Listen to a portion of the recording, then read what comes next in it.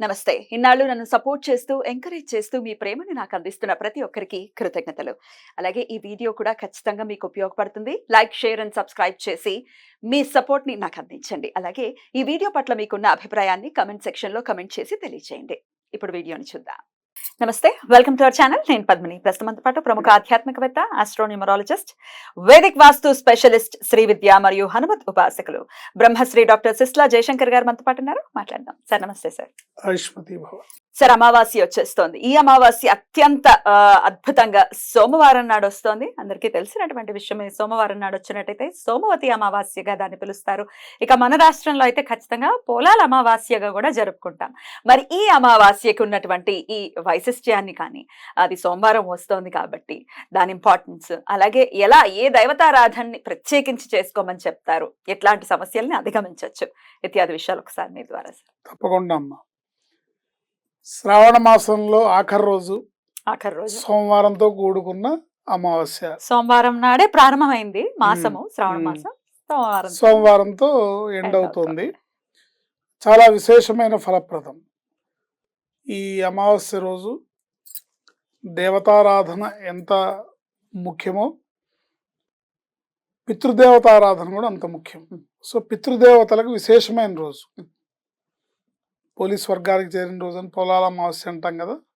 So వ్యవసాయదారులకు చాలా విశేషమైన రోజు ఇది.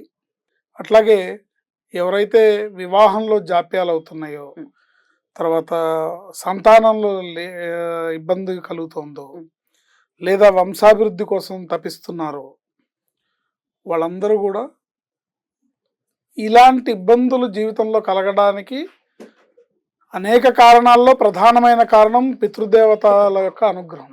పితృదేవత అనుగ్రహం కావాలి. దేవతానుగ్రహం ఎంతగా అవసరమో పితృదేవతానుగ్రహం కూడా అంతే అవసరం. ఇక్కడ నాకు ఒక సందేహం అయితే, ఇప్పుడు శాస్త్రబద్ధంగా ప్రతి ఏటా చేసుకునేటటువంటి తద్దినాలు ఏవైతే ఉన్నాయో వాటిస్తూనే ఉంటాం. అయినప్పటికీ అమావాస్యలు చేయాల్సి ఉంటుందా? శాస్త్రం ఏం చెప్తుందంటే, అంటే సనాతన ధర్మాన్ని పాటించే వాళ్ళైతే ప్రతిరోజు పితృదేవతలకు తర్పణం ఇవ్వాలంటుంది. దేవతారాధన అయిన తర్వాత పితృదేవతలకి ఇవ్వాలి. పితృదేవత తర్పణం ఇవ్వాలి. సో ప్రతిరోజు చేయడం కుదరని వాళ్ళు అమావాస్య రోజు ఇవ్వాలి. నెలకు మాట అయినా, నెలకు ఒకసారైనా చేయాలి.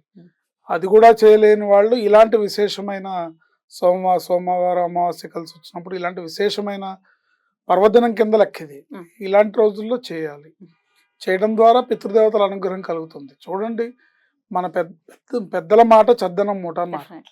మన పెద్దలు చెప్పిన మాటలను విస్మరించడం వల్లనే మనం ఇవాళ ఇన్ని రకాలుగా ఇబ్బందులు పడుతున్నాము, ఇన్ని రకాల కష్టాలు పడుతున్నాము, ఇన్ని రకాల సంతాన సాఫల్య కేంద్రాలు, ఇన్ని రకాల మ్యారేజ్ బ్యూరోలు, ఇవన్నీ ఉన్నాయి. అపూర్వం లేవు కదా. సో ఇన్ని ఉన్నా కూడా ఎన్ని కాపురాలు సుఖంగా ఉన్నాయి, ఎంతమంది ఆనందంగా ఉన్నారు, ఎంతమంది పిల్లా పాపలతో సంతోషంగా ఉన్నారు అనేది ప్రశ్నార్థకంగానే మనకు కనిపిస్తుంది. ఇలాంటి పరిస్థితుల్లో పితృదేవతల అనుగ్రహం కావాలి. అందుకని ఈరోజు బ్రాహ్మణ్ణి పిలిచి కాస్త ఉపాదానంలాగా స్వయం పాకంలాగా ఇచ్చి కాళ్ళు కడిగి కొంచెం తర్పణం ఇవ్వడం, పితృదేవతలకు తర్పణం ఇవ్వడం అనేది విధాయకం. ఒకవేళ అలా ఇవ్వలేని వాళ్ళు గోశాలకు వెళ్ళి గోవుకి గ్రాసం తినిపించడం ద్వారా, దీనికి కులమతాలకు సంబంధం లేదు. ఎవరైనా సరే పితృదేవతలనే అనుగ్రహం అనేది ఎవరికైనా కావాల్సింది. పితృదేవతల్ని స్మరిస్తూ వాళ్ళని మనం మర్చిపోలేదు అన్నట్టుగా వారి పేరు మీద చేసి వాళ్ళ అనుగ్రహాన్ని పొందాలి. దేవతానుగ్రహం ఎంత అవసరమో పితృదేవతల అనుగ్రహం కూడా అంతే అవసరం మనకి. సరే, పితృదేవతల ఆరాధనలో ప్రత్యేకించి వినపడేటటువంటి మాట, ఇప్పుడు మగ సంతానం ఉంది అంటే వాళ్ళు చేస్తారు, ఓకే. ఇద్దరు ఆడపిల్లలే ఉన్నారని అనుకుంటే వాళ్ళకి ఇంకొక ప్రత్యామ్నాయం ఉండదు. వాళ్ళ తల్లిదండ్రులు కావచ్చు, లేకపోతే వాళ్ళ బాబాయిలకో ఎవరికో. ఇటు అత్తగారింట్లో వాళ్ళు చెయ్యనివ్వరు, బ్రతికే ఉన్నారు, ఎలా చేయాలి? అప్పుడు ప్రత్యామ్నాయం ఈ గోసేవనే అవుతుందా? అంతే అవుతుంది. గోసేవనే. ఎవరైతే వాళ్ళ పెద్దలు ఉన్నారో వాళ్ళని తలుచుకొని నమస్కారం చేసుకుని బ్రాహ్మడికి కాస్త స్వయం పాకం ఇచ్చి 100% ఉంటుంది. వాళ్ళ అనుగ్రహం కావాలి మనకి. సంతానాభివృద్ధి కావాలి, వంశాభివృద్ధి కావాలి, గోత్రాభివృద్ధి కావాలి అంటే తప్పకుండా పితృదేవత అనుగ్రహం ఉండాలి. విస్మరించకూడదు. అది విస్మరించడం వల్లే మనకి ఇన్ని రకాల కష్టాలు, ఇన్ని రకాల ఇబ్బందులు పడుతూ ఉన్నాం. ఎంత పెళ్ళైపోయి ఆడపిల్ల వచ్చేసినప్పటికీ మరి తల్లిదండ్రులు కదా, ఒకవేళ తల్లిదండ్రులు అయితే మరి వాళ్ళకి ఎలాగ ఉత్తర జన్మలు రావాలి అని అంటే వాళ్ళని స్మరించుకొని గోసేవ చేయడము, వాళ్ళని స్మరించుకొని బ్రాహ్మడికి స్వయంపాకం ఇవ్వచ్చుగా, Yeah. చేయొచ్చు, చేయడంలో తప్పు లేదు. Right. వాళ్ళ ఆత్మ శాంతిస్తుంది. Right. అట్లాగే ఈ ఒకవేళ ఇది ఈ రోజు మిస్ చేయకుండా చేసుకోవడం ఉత్తమం. భాద్రపద మాసంలో ఎట్లాగూ మహాలయ పక్షాలు వస్తున్నాయి. మహాలయ పక్షాల్లో మటుకు మీ పితృదేవతలు అంటే మీ ఇంట్లో ఉండే తండ్రి గారి తిథి కానీ, తాతగారి తిథి కానీ, అమ్మగారి తిథి కానీ ఏది ఉన్నా సరే ఆ తిథుల్లో వాళ్ళకి తప్పకుండా శ్రాద్ధం పెట్టాలి. సో రేపు ఈ సోమ అమావాస్య రోజు అవకాశం ఉండి ఓపిక ఉండి నాకు ఇబ్బంది లేదు ఆసక్తి ఉన్న వాళ్ళు శ్రాద్ధం పెట్టచ్చు. శ్రాద్ధం పెట్టచ్చు. శ్రాద్ధం పెట్టలేకపోతే బ్రాహ్మణ్ణి పిలిచి స్వయంపాకం ఇవ్వచ్చు. ఇలా చేసుకోవడం అనేది ఉత్తమమైన గతుల్ని కల్పిస్తుంది. తర్వాత ఈ సోమ అమావాస్యకి శివనక్త వ్రతం అని అంటారు. శివనక్త వ్రతం అంటే పొద్దున్నుంచి ఉపవాసం ఉండి సాయంత్రం ఈశ్వరాభిషేకం చేసుకొని చుక్కను చూసి భోజనం చేయడం. కార్తీక మాసంలో చేస్తారు అన్నమాట. కార్తీక మాసంలో నక్త వ్రతం అని చేస్తారు. అట్లా శివనక్త వ్రతం ఈ సోమవారం అమావాస్య కలిసి వచ్చిన దానికి విశేషం ఏంటంటే పొద్దున్నుంచి ఉపవాసం ఉండి, ఉండలేని వాళ్ళు ఏదైనా అల్పాహారం తీసుకుని ఉండొచ్చు, శివుణ్ణి స్మరిస్తూ ఓం నమ శివాయ మంత్రాన్ని నిరంతరం స్మరిస్తూ ధ్యానిస్తూ సాయంత్రం పూట అభిషేకం చేసుకొని, లేదా శివాలయంలో శివుణ్ణి దర్శించి, లేదా మీ ఇంట్లో ఉన్న శివుణ్ణే పొద్దున పూజ చేసిన శివుణ్ణే సాయంత్రం దర్శించుకొని అప్పుడు స్వామికి నివేదించి అప్పుడు భోజనం చేయడం అనేది, చుక్కను చూసి భోజనం చేయడం, నక్షత్రాన్ని చూసి భోజనం చేయడం అనేది చాలా ఉత్తమమైన ఫలితాలను ఇస్తుంది, ఐశ్వర్యప్రదం. అట్లాగే ఈ అమావాస్య మఖా నక్షత్రంతో కూడుకుని ఉంది. ఈశ్వరాభిషేకము విశేషమైందే. అట్లాగే మహాలక్ష్మి అమ్మవారికి కూడా చేసే విశేషమైన పూజ. లక్ష్మీదేవి కంటేనే అమావాస్య అని చెప్తారు. లక్ష్మీదేవికి ప్రీతికరం. సో అమ్మవారికి మారేడు దళాలతో, కమలం పూలతో, గులాబీ పూలతో, మల్లె పూలతో, మీకు ఏ వసతి కుదిరితే వాటితో, అన్నిటికన్నా శ్రేష్టమైనది మారేడు దళాలు, కమలం పూలు.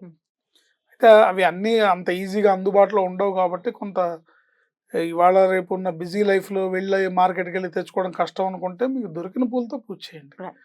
అమ్మవారికి పూజ చేయడం, శ్రీ మహాలక్ష్మి ఆరాధన, ఈశ్వరాభిషేకం, విష్ణు సహస్రనామ స్తోత్ర పారాయణ, లక్ష్మీ అష్టోత్తర పారాయణ, ఇవన్నీ కూడా ఎన్ని అధికస్య అధికం ఫలం. ఆ రోజుని ఇటు పితృదేవతలకి ఇటు దేవతలకి కూడా సమానమైన విధంగా మనం సేవ చేసుకున్నట్టయితే దేవతానుగ్రహం లభిస్తుంది, పితృదేవతల అనుగ్రహం లభిస్తుంది. Beautiful sir. అయితే ఒక న్యూమరాలజిస్ట్ గా మీరు చెప్పండి సార్. నంబర్ 2 అంటే 2వ తారీఖు రాబోతోంది అమావాస్య. సో అది చంద్రుడి నంబర్ గా కూడా చెప్తారు కాబట్టి న్యూమరాలజీ ఎట్లాంటి రోల్ ని ప్లే చేస్తుంది అనుకోవచ్చు? న్యూమరాలజీ ఎలా ప్లే చేసినా అంటే చంద్రుడు న్యూమరాలజీ మరి సెప్టెంబర్ 2వ తారీఖు సో విశేషమే. సోమవారం విశేషం, 2వ తారీఖు విశేషం. సోమవారం చంద్రుడే, సోమవారం అమావాస్య కలిసి వస్తే ఎలాంటి విశేషమో 2వ తారీఖు అమావాస్య కలిసినా కూడా అలాంటి సేమ్ అలాంటి విశేషమే ఉంటుంది. తప్పకుండా దాన్ని వినియోగించుకోవాలి, దాని ప్రకారం చేసుకోవాలి. రైట్. తప్పకుండా ప్రతి ఒక్కరూ కూడా ఈ సోమావతి అమావాస్యను వినియోగించుకుని వారి వారి ఇబ్బందుల నుంచి చాలా ప్రకృతి ఎప్పటికప్పుడు అందిస్తూనే ఉంది. మనం ఎలా అందిపుచ్చుకుంటున్నాం అనేదే మన చేతుల్లో ఉండేటటువంటి విషయం. ఈ శ్రావణ మాసం అంతా కూడా అలాగే వస్తుంది. మనం గమనించుకున్నట్టయితే పౌర్ణమి అమావాస్య సోమవారం నాడు రావడం, భాను సప్తములు ప్రతి 2 సప్తములు ఆదివారం రావటం, త్రయోదశులు శనివారం రావటం నిజంగా అద్భుతం. ఇది అంటే భగవంతుడికి అప్పుడప్పుడు జాలి కలుగుతుంది మానవ జాతి మీద. పిచ్చోడు తెలియకుండా చాలా తప్పులు చేసేస్తున్నాడు, ప్రకృతి నాశనం అయిపోతుంది. డెఫినెట్ గా ఈశ్వరుడు తోడుగా ఉండి తీరుతాడు, అందులో ఎటువంటి సందేహం లేదు. అలా ఉండాలి మన వాళ్ళకని మనస్ఫూర్తిగా కోరుకుంటూ చాలా అద్భుతంగా వివరించారు సార్. కృతజ్ఞతలు. నమస్కారం సార్. ఆయుష్మతి భవ.